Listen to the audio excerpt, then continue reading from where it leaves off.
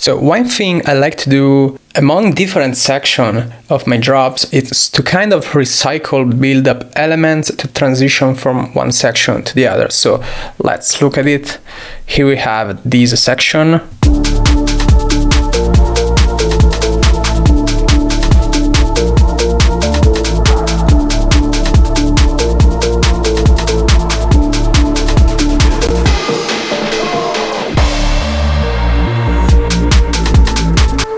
So as you can see here, I have like 3 risers, and then I have shorter versions of these build-up drum loops.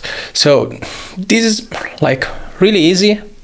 You can use this kind of sounds or effects. You can recycle them across the arrangement with different tweaks, with different pairings. For example, you don't need to use all the risers, you don't need to use all the build-up drum loops.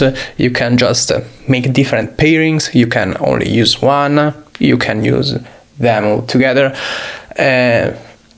So that's basically it. If you have like long drops that need to be arranged for like 2 minutes, 1 minute and a half, 3 minutes, whatever, if you need to keep things going and have the arrangement evolve, just do this. This is really easy. It keeps consistency across the arrangement, but it also reinvents those same elements in different and unpredictable ways that still sound somewhat familiar.